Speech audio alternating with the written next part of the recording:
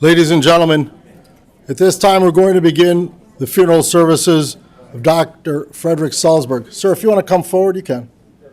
Are you sure? We want to welcome those of you who are online and those of you who are here in person. For those of you who are here in person, please take a moment to be sure that your cell phones have been turned off, not to disturb the sacred funeral ceremony. And Rabbi Meir Moskowitz of Lubavitch Chabad of Northbrook will be officiating.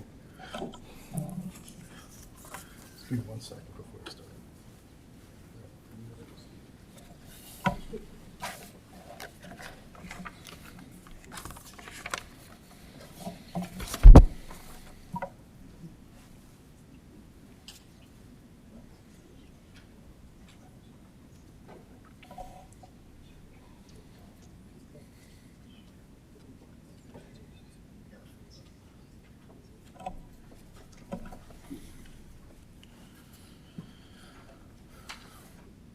We are gathered here this afternoon to recognize the life, to mourn the passing, and to bid farewell to Dr. Fred Salzberg, Shlomo ben Tzvi.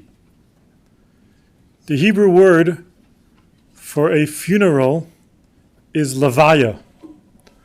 The word levaya means to accompany. Unlike the English word funeral, which means finale, it's the end, but levaya indicates that we are accompanying the soul of our loved one, the soul of Fred, from one world to the next. And we are here to pay tribute as we accompany the soul of Shlomo ben Tzvi. We'll begin with chapter 1 of Psalms, which is a chapter that personifies the life of Fred.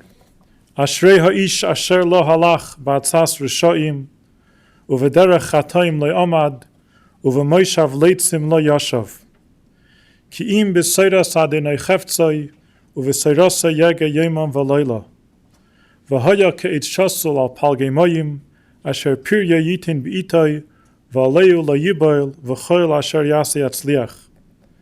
Happy is the one who has not followed the counsel of the wicked, nor stood in the paths of sinners. Therefore, the wicked shall not survive judgment, nor sinners in the assembly of the righteous. For the Lord loves the way of the righteous, but the way of the wicked is doomed. In the Torah portion that we read in synagogues this week, it's all about Maseh, the journeys of the Jewish people from Egypt through the desert and eventually entering the land of Israel. Many journeys, the journey of life, the journey of a people, and the journey of individual. And when I think about the journeys, I think about the journeys of Fred. Some of these stops in these journeys are journeys that I can't imagine, that I can't fathom, that we can't relate to. Other stops are proud moments, are moving forward, and eventually building a family and developing a beautiful legacy that's here today, mostly in person and some on Zoom as well. Born in Poland in 1925 to Herman and Sarah in the town of Chemish, if I'm pronouncing it right.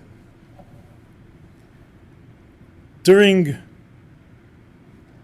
a difficult time in our history, where as a young child, this journey took him from being just a child to being someone that had to act like an adult to survive and to move forward.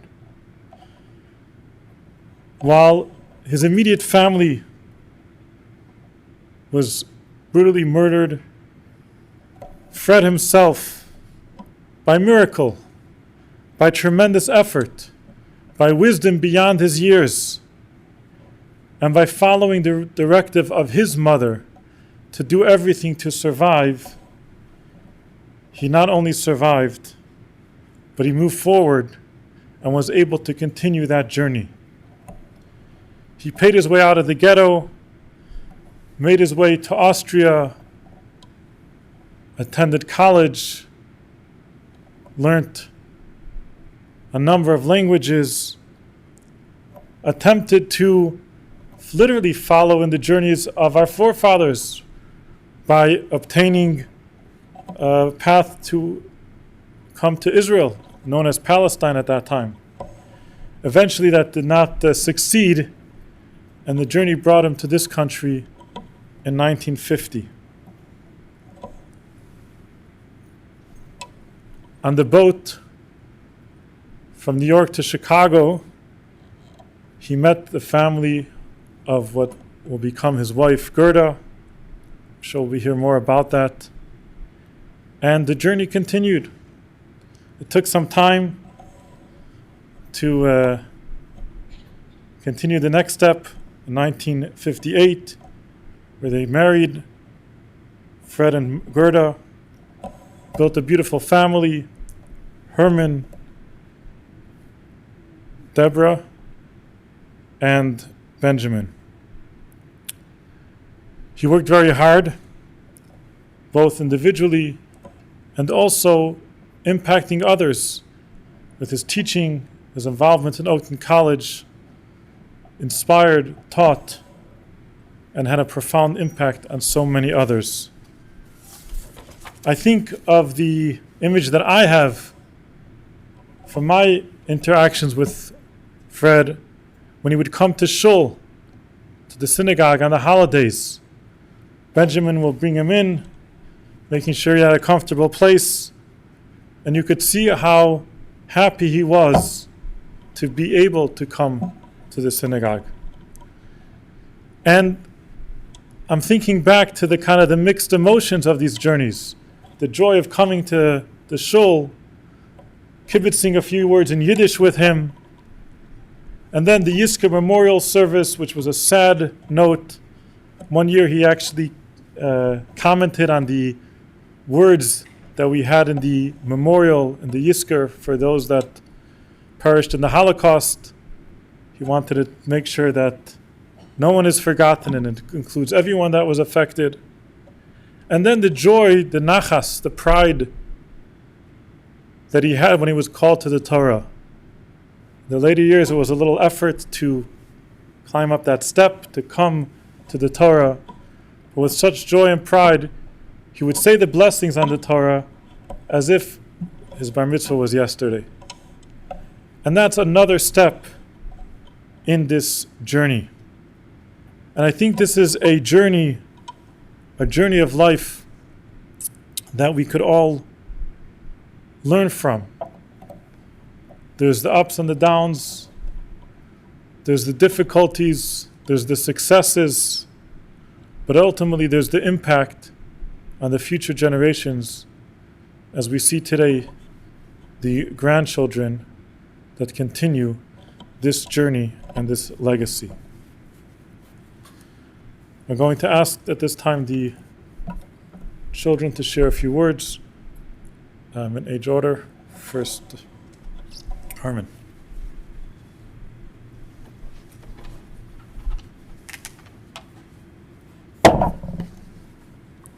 Thank you for that summary, Rabbi. That was beautiful. And I want to thank you all for coming today, not so much to commemorate my dad's passing, but rather to celebrate his life.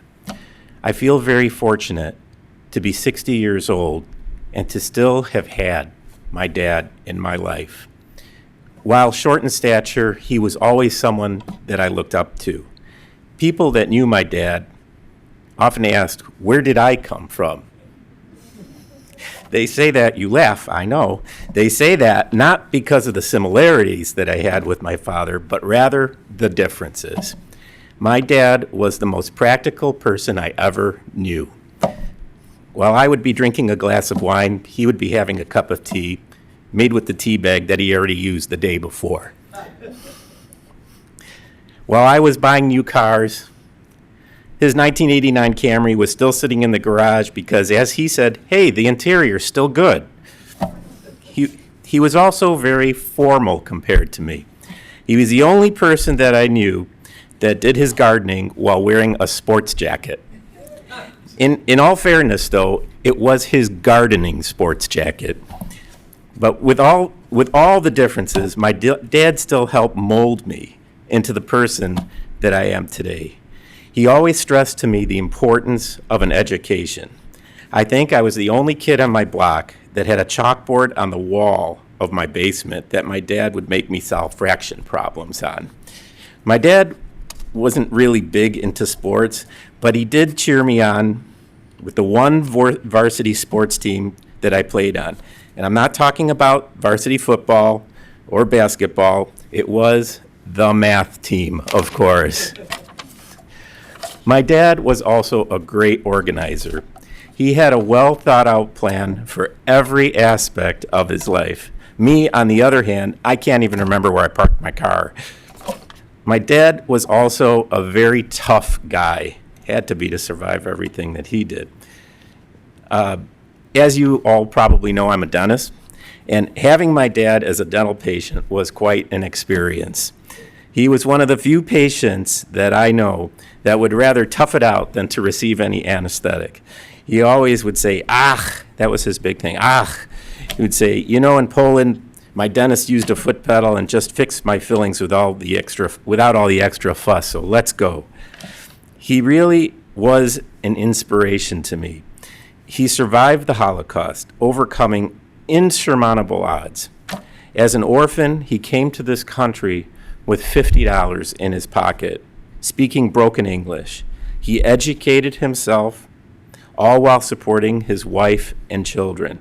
He then became one of the founding fathers of Oakton Community College, and I know some of you are here. Thank you for coming.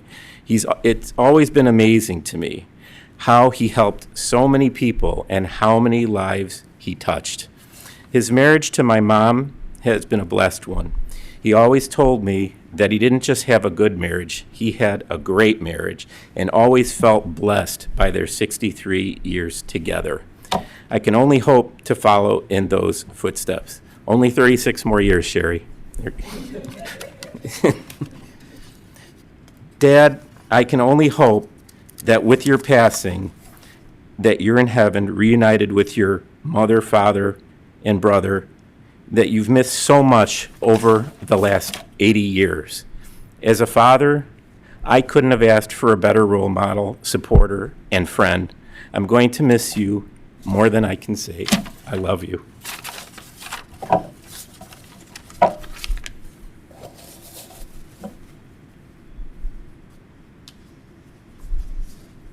So, of course, some similarities, given we're in the same family, even though we try to coordinate. As it has been mentioned, my father's childhood was forever changed at the age of 14, as he and his entire families were victims of the atrocities that occurred during the Holocaust. While this tragedy deeply affected him at times, my father made it his mission that his family had the best life possible. My father necessarily wasn't a traditional dad, as it wasn't about materialistic things, but about experiences. Each summer, my father would load us up in the station wagon to take us on a yearly family vacation, and distance was of no relevance. And at a young age, while my brother and I were mostly focused on which hotel had the best pool, my father made sure we saw some of the more legendary sites in the U.S., such as Yellowstone, Smoky Mountains, Mount Rushmore, Kennedy Space Center, Washington, D.C., the list goes on. And since my father was dedicated to ensuring my brothers and I got the most out of our trips, he wasn't a fan of typical hot spots children would normally love, like the Wisconsin Dells.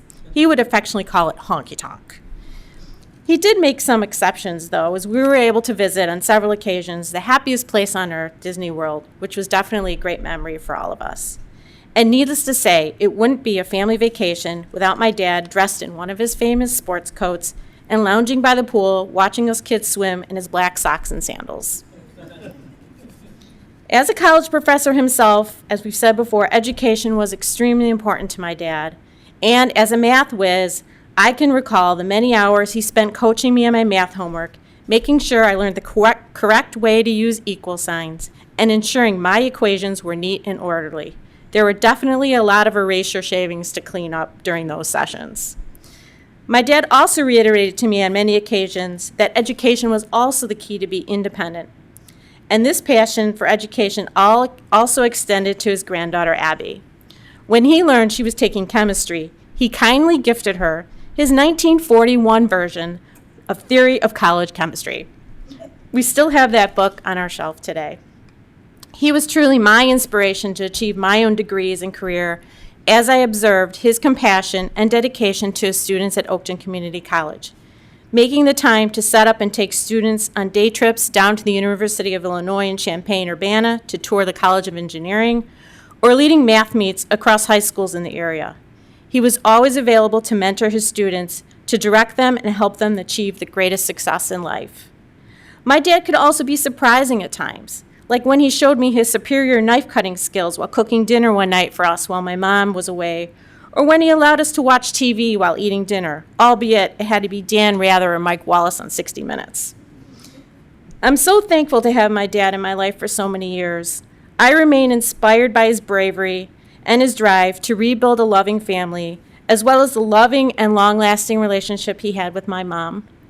I will always remember the love he had for me, the lessons he taught me, and I will cherish my memory of him forever. Thank you, everyone, for being here to support me during this difficult time.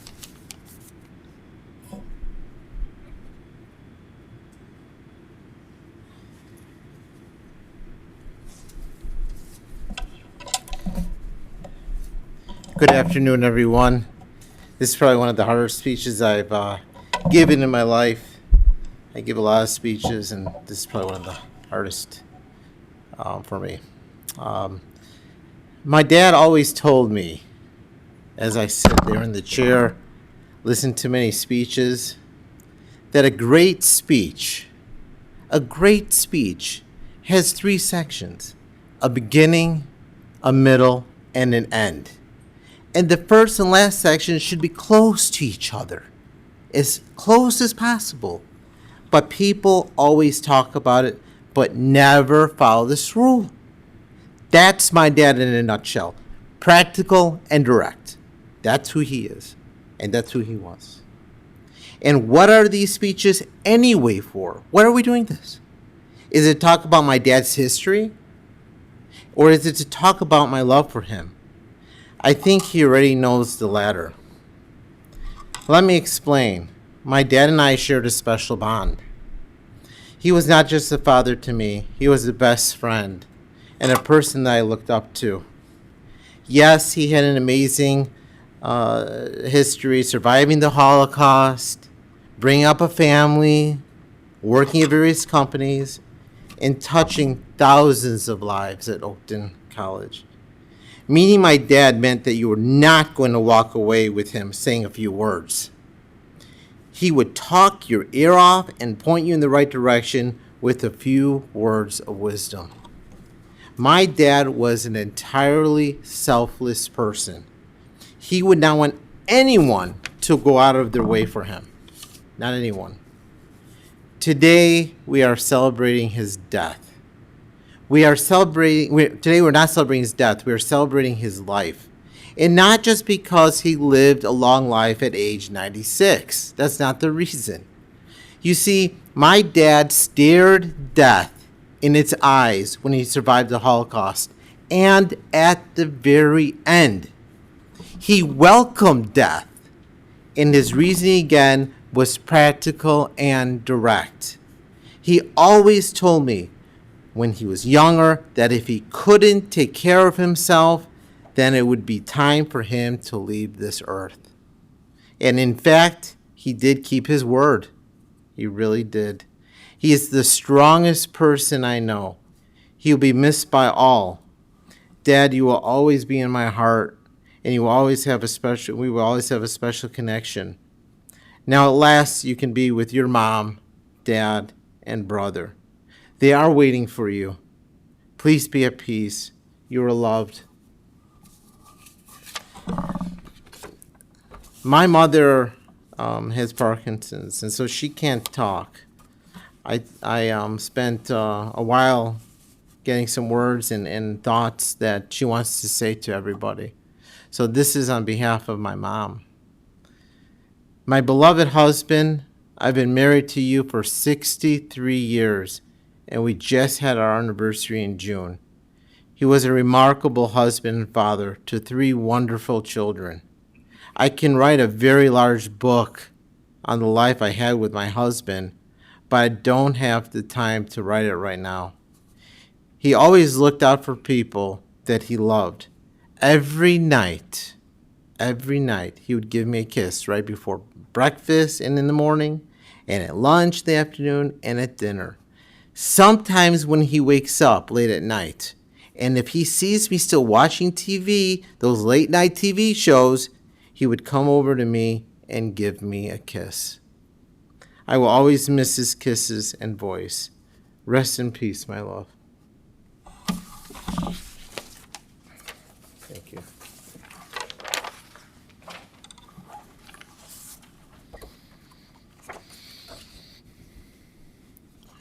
In your booklet, in the second page, we're going to say together in English Psalm 23.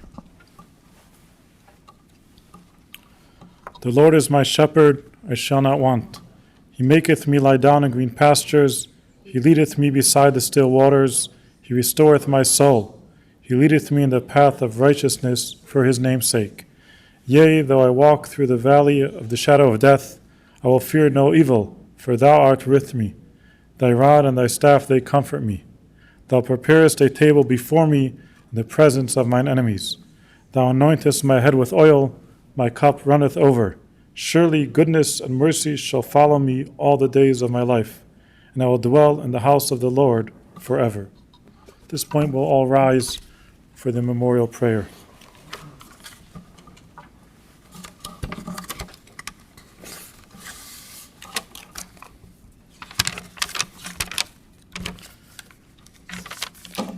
El malei rachamim, mishechein b'amreimim, hamtzei menucha nechayin al kanfei ashchina, b'ma'eles kedoshim utahirim kezeir harakia, mazhirin es nishmas, shloime ben tzvi, shahalach leilamai, ba'avur shanachnu mispalalim, ba'ad askaras nishmasai, בגן עדן תהי מנוחסי, לכן בעל הרחמים, יסתירהו בססר כנפיו לעולמים, ויצרר בצרר החיים נשמסי, אדוני הוא נחלסי, וינוח בשלום על משכבי, ונאמר אמן.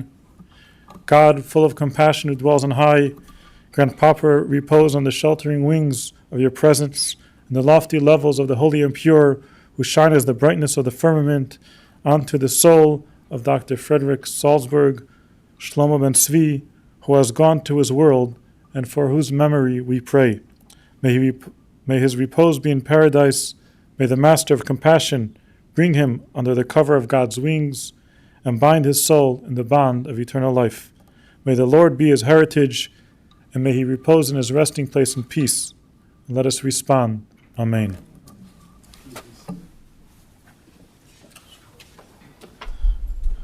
Ladies and gentlemen, the interment service will continue at Shalom Memorial Park Cemetery, located at 1700 West Rand Road in Arlington Heights. The family will be returning to the Salzberg residence at 962 Suffield Terrace in Northbrook, and they'll be together today following the interment till 9 p.m. Memorial contributions in his memory to Illinois Holocaust Museum and Education Center, or to your favorite charity, that information is on the service folder. And for those of you who are joining us online, all that information is on our website. For those of you who will be driving in the funeral procession to the cemetery, the procession will be forming in our parking lot. Please obtain an orange safety funeral sticker to place on the right-hand side of your windshield. Have your bright lights and hazard lights on at all times. For additional measures of safety, we will be providing many of the cars with a flag that will be affixed to the top portion of your car. We'll have a car in the back of the funeral procession to hopefully keep other cars from entering the procession. And for your own personal safety, I strongly recommend using your horn liberally as you're going through the intersections. Please do not speak or text on your cellular phone while driving to a cemetery. At this time, I invite his grandchildren and son-in-law to come forward, and daughter-in-law just to participate as pallbearers, and will follow his casket to the hearse. Then you may return to your cars.